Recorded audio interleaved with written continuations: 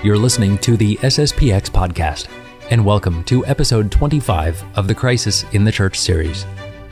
On this episode, we're speaking with Father Paul Robinson, who's the Prior of Saint Isidores in Denver, Colorado, about the practical matters that Catholics should know about the Novus Ordo Mass. Over the last two episodes, number 23 and number 24, we've looked at the inherent problems in this new formulation of the Mass. Today, we'll see what that means for us as Catholics.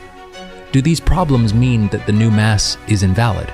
Or should we even be attending the new Mass if we have the choice? If you'd like to learn more about this series we're doing on the Crisis in the Church, or if you'd like to go back and revisit our previous 24 episodes, or if you want to support this project, please visit sspxpodcast.com/crisis. Now, let's turn to our conversation with Father Paul Robinson.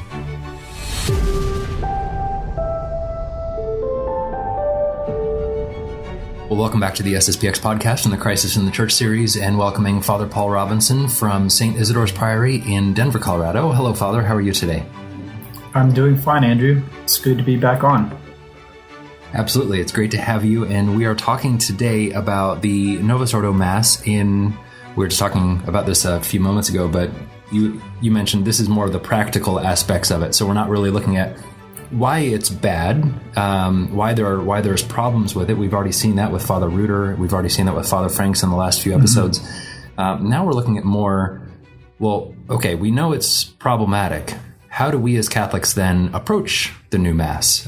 Should we go? Should we not go? Those sorts of things. So I guess we start off with, we all know that we have to go to Mass on Sunday. I guess we should start there, Father.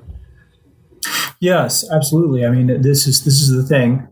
It does make it a very tough decision because we have the third commandment. We all know that we must keep the Lord's Day holy, and the Church asks us to go to Mass on Sundays. This is a precept that obliges all Catholics. Every Catholic has that at heart when Sunday rolls around. Good Catholics will say, I need to get to Mass. At the same time, the Church does anticipate that there may be situations that would make it impossible or imprudent to attend Mass on that Sunday. We had a recent situation here in Denver. We had the fourth largest snowfall in history, and it part of it fell on Saturday, but the brunt of it really arrived on the Sunday. And it had been predicted ahead of time. I canceled one of the Masses, and I just said, we're just going to have the 9 o'clock Mass here. But when the day came, I mean, it was snowing like crazy. We probably had like 100 people out of 400, over 400 we usually have on a Sunday. But we ended up getting 27 inches of snow, so it was pretty insane. Wow. Later in the day, I got stuck on the highway for 4 hours. But so I mean, obviously, in that situation, since there was only 100 people came out of 425, I'm not going to say those other 325 people, why weren't you at Mass? I mean, you should have been here. Clearly, the weather conditions were very bad. It made it next to impossible for a lot of people to make it to Mass. So there was no mortal sin committed by them by not being at Mass on that day. Obviously, they still had the duty to sanctify that day, to not do servile work, to try to attend or at least view a live stream Mass, for instance. So that's one situation when weather conditions make travel impossible, travel to Mass. There's other conditions. People have a very great distance to go to Mass. Perhaps it's 2 hours to get to Mass. They can't make it every Sunday. Or poor health. We saw that with the whole COVID thing, the COVID crisis, the pandemic. Many dioceses, all dioceses in the United States were saying to people, you're basically excused from attending Mass in person on Sunday for as long as the pandemic lasts. There are cases as well where people have employment and their employer requires them to work on Sundays, and that's the only possibility for them to put food on the table is to have this job, and so they're excused. The Church excuses them in such a case. We do recommend that they go to Mass sometime during the week to try to make up for it by attending Mass during the week in such a case. I mean, those are just examples, Andrew, of situations Sure. where a Catholic will be excused. And what really we're asking, I think, in this podcast, this particular episode on the crisis in the church, is there some sort of circumstance that the new Mass places us in that would fall under those accepted categories for when a Catholic would not be obliged to go to Mass? And it's kind of a controversial position of the Society of St. Pius X. We take a very hardline view on this, and basically saying that no, Catholics do not have an obligation to attend the new Mass on Sunday, that we are in one of those situations where the circumstances make it such that a Catholic is not obliged to go to Mass, if that's the only Mass they can go to. Sure. And so, what are the reasons behind that? Again, we've looked at in the last couple episodes about the new Mass is problematic. Does it stem from that, or is it a competition thing? We want everyone to go to the SSPX Mass. Well, I mean, we do want everybody to go to the SSPX Mass, but that's of course is not the reason. Right. Yeah. So, I mean, the examples that I brought up concerned more external circumstances that are outside of the Mass, like the health of the person or the weather conditions. But there are also, the Church also anticipates situations where, with regards to the Mass itself, perhaps the way the Mass is being said. For instance, I mean, if you had a priest, you knew that this priest was preaching a series of sermons on the fact that Our Lady was not a perpetual virgin, or something else against the faith, then and that was the only Mass you could go to, then there would be no obligation to go and listen to this heresy. Or if you knew that the parish priest is a drunkard and he regularly says Mass when he's drunk, and this is a scandal, and it makes people devalue the Mass, see the Mass disrespected in such a way it shakes their faith, they would not be obliged to go. So there are situations where the way the Mass is said, or the priest who's saying the Mass, his heterodoxy would excuse someone from going to Mass. And basically what we've been saying in these previous episodes is that the new Mass represents a danger to the faith, that objectively the new Mass, as it was written, was geared to please the Protestants, was purposely wanted to hide the sacrificial nature of the Mass, which is the essential nature of the Mass. It's a representation of the sacrifice of Calvary. The fact that it devalues the real presence at Mass, it tends to limit this belief, or even hide this belief in the real presence of our Lord. And it also devalues the sacramental priesthood of the priest, puts him on the same level as the faithful. So these are three very serious flaws in the very construction of the new Mass that, from our point of view, makes it a danger to the faith. For those who regularly attend the new Mass, they're getting a version of the Mass that does not represent the Catholic faith as it should. So if they're continually sort of trying to nourish their soul on that sort of Mass, it is a danger. And so, even beyond what you were just saying, that the new Mass is opening the door to making it more pleasing to Protestants, it, by very virtue of trying to please one person, one group of people, it's essentially not affirming Catholic teaching either. So it's becoming more Protestant, but because it's becoming more Protestant, it's also becoming less Catholic, and that's a problem in and of itself. Yes, I mean, there's a bit of a distinction to be made here. We're not saying that you go to the way the new Mass was designed, that there's explicit heresy in there. So we're not saying that the new Mass errs so much by what is present there, but more by what is absent. You're going to a Mass and you're expecting a clear affirmation of the Catholic faith. But what you're finding instead is that you have something much more on the level of a gathering, of really a Protestant gathering. So many people who have been Protestants, converted to the Catholic faith, gone to the new Mass for the first time, they say, well, this is just exactly what we had, in the Protestant church. So there is a striking quote from the famous Ottaviani Intervention, this document that was written just as soon as the new Mass was promulgated. And it says in there that it is evident that the Novus Ordo has no intention of presenting the faith as taught by the Council of Trent, to which nonetheless the Catholic conscience is bound forever. With the promulgation of the new Mass, the loyal Catholic is thus faced with a most tragic alternative.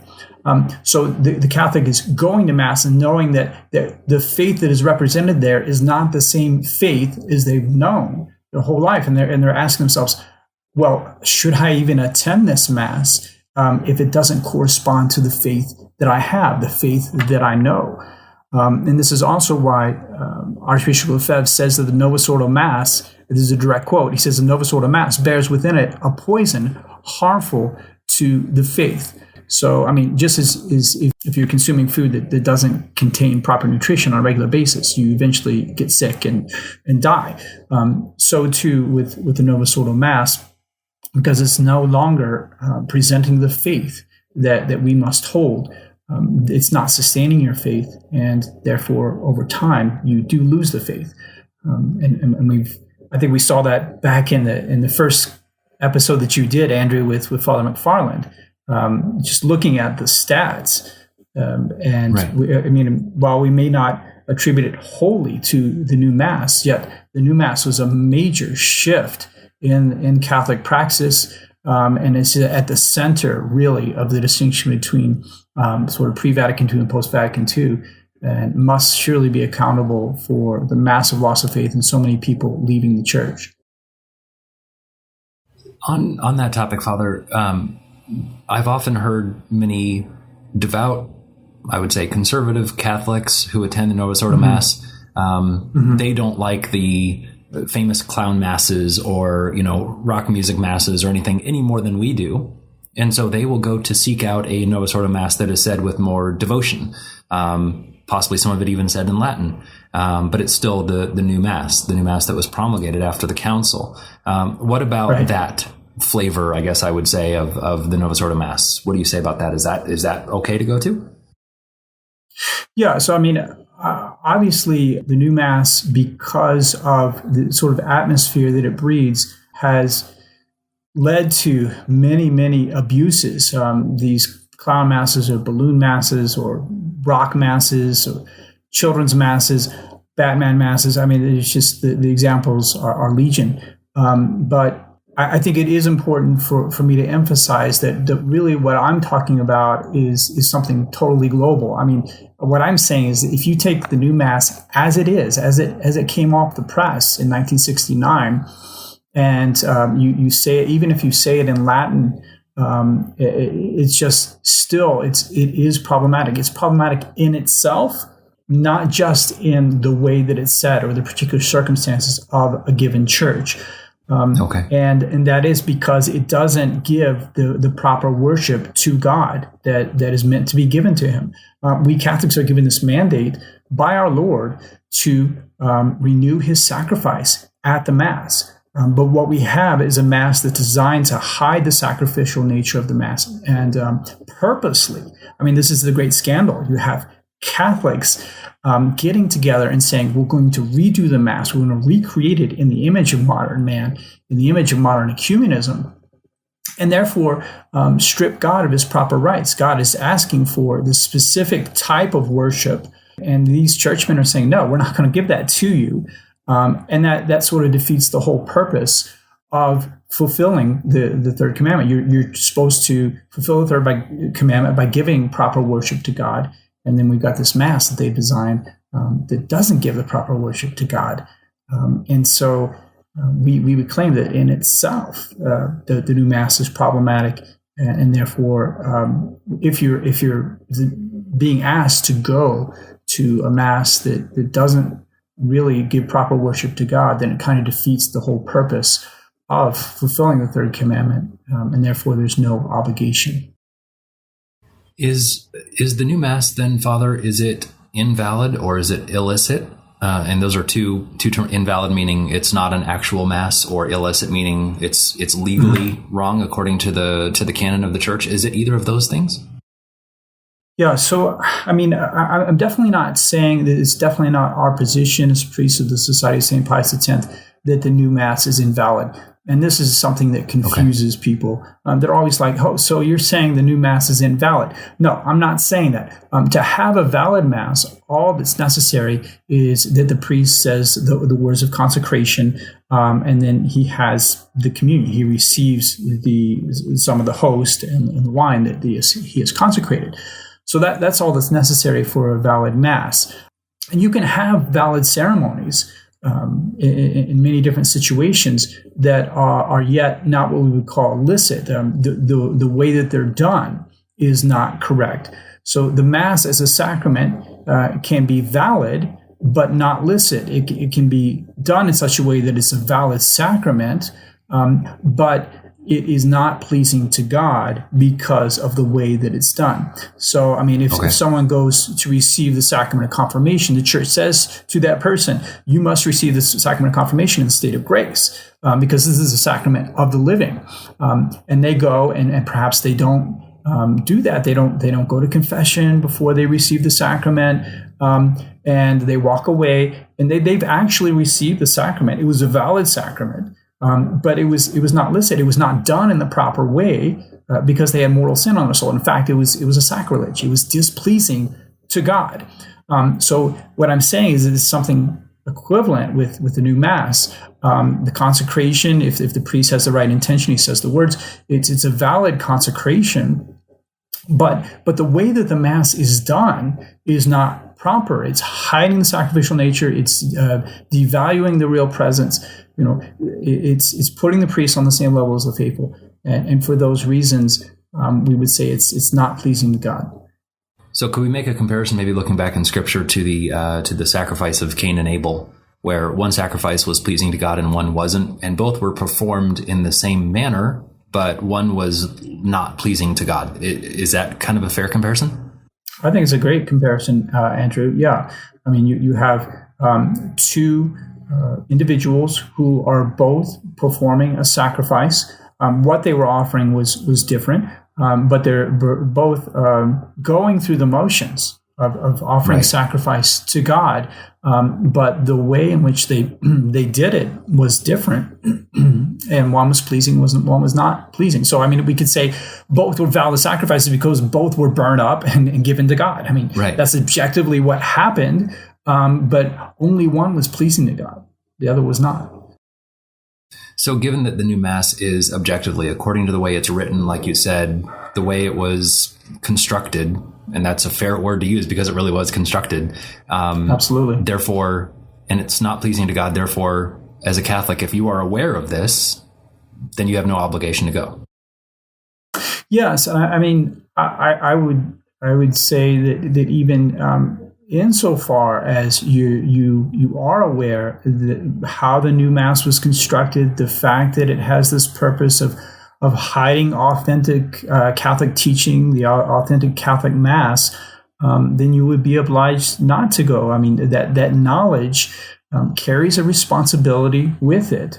It's like you consciously saying, I know that this Mass is hiding the sacrificial nature of the Mass. It's devaluing the faith, and I'm going to go anyway because of perhaps this difficulty of making that intellectual decision, and perhaps out of a scruple. The right thing to do would be to remain home, view a live stream traditional Mass if there's no traditional Mass around, and try to sanctify the Sunday that way.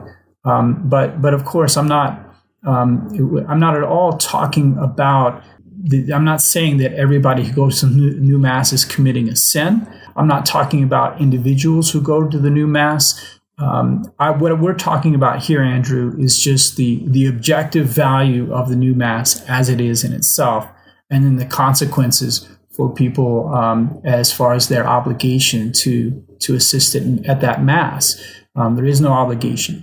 But we're not talking about the subjective disposition. You mentioned, that if someone knows, do they not have an obligation? Yes. And then we're saying yes. But I mean, if someone is not aware, if someone is just like, okay, I'm a Catholic, I go to the local parish, and they're not at all aware of the whole history of the thing. Right. They're not aware of what the Mass is supposed to be and how this is a devaluing of the Mass.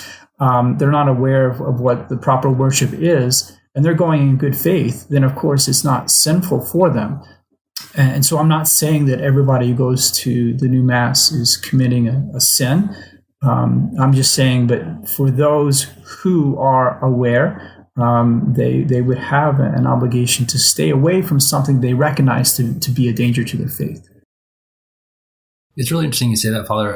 And I've been thinking this as we've been going through these episodes, and I love doing this podcast, this series, because I'm learning so much. But the more I think about it, and I think Father Franks mentioned this, 8 or 10 episodes ago. To me, one of the biggest problems with the whole crisis is not so much that there's a lack of priests or that there's all the stuff we've been talking about. To me, the big issue is the lack of catechesis for the faithful. The faithful don't know. We don't know what all the problems are. We're just, like you said, your average normal Catholic is just going to Mass and thinking they're fulfilling their obligation, and they are, because they don't know any better, but they don't know. I mean, people haven't been taught now for 2 or 3 generations the proper catechism, the proper truth, and they're not able to distinguish what's a problem and what's not.